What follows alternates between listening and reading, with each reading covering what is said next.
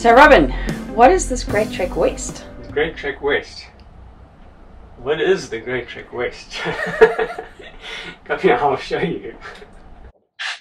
Okay, so we picked Seascape up in Turkey, in an area called Great Trek, and our medium-term plan, is to sail to the Canary Islands.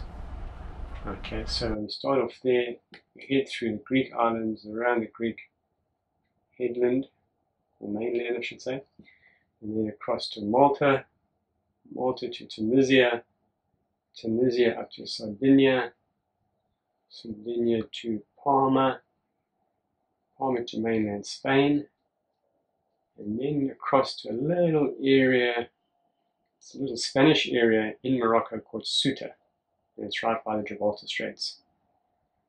And then we head out through the straits, down the West African coast, Northwest African coast, to the Canaries. And the whole while, we're heading west. Hence, the Great Trek West. In this episode, we start off on the Greek island of Rhodes. We head up to Simi. Okay, these are the Dodecanese Islands. And around Kos. Right, and we head all the way up here.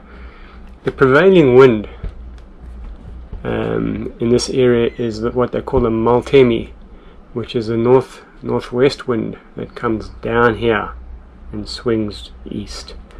So the plan is to move up the coast and get some headway on that wind, right, and then move across the Aegean Sea and down to Adamantus. This area of the Greek islands is called the Cyclades, and then we take a couple of days passage across from Adamantus to this island here, and then we would move around the 3 points of the Greek headland, around there. This area is called the Peloponnese, right? And in this episode we would end off in Pylos, and from there we'll get ready to make our trip across to Malta. So yeah, essentially this is a Greek island trip covering the Dodecanese, Cyclades and the Peloponnese. Should be fun.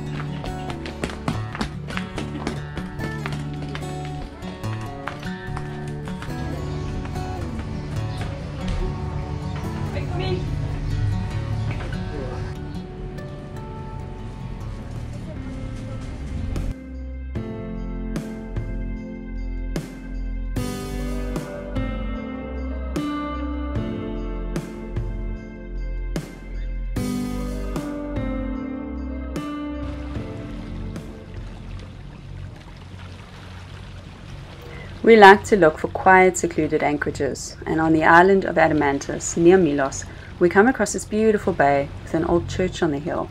This is the St. Demetrius Church. Now, St. Demetrius is the patron saint of the Thessaloniki and one of its earliest Christian martyrs. The church is built between the 5th to the 7th century in the early Byzantine style.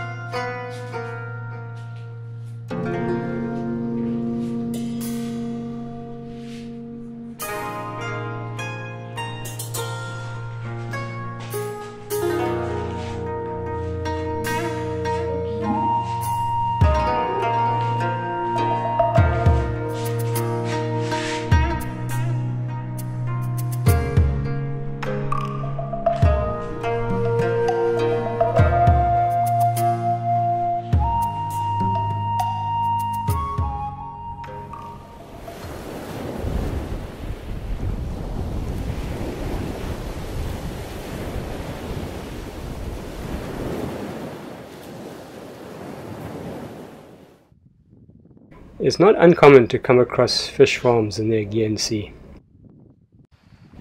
In these pens they breed sea bream and sea bass, feeding them on fish meal.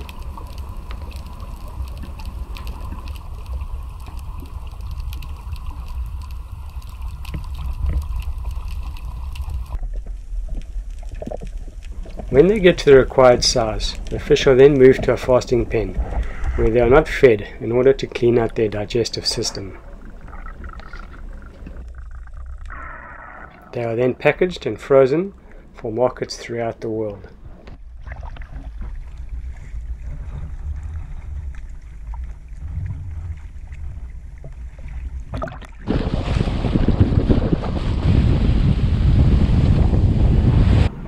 We hire a car for the day, no, not this one, and head to Stephanos volcanic crater on the Isle of Nissyros.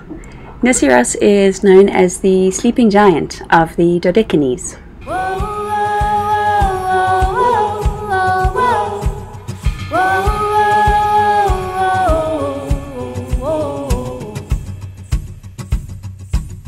Find it sleeping in its nest before it wakes up. Touch it gently, you want it feeling completely calm, so you can hold it in your palm and help it grow just like it was born to be. Come. Even though no magmatic activity has been recorded for thousands of years, Nissyros is a potentially active volcano, and a hydrothermal eruption is not out of the question.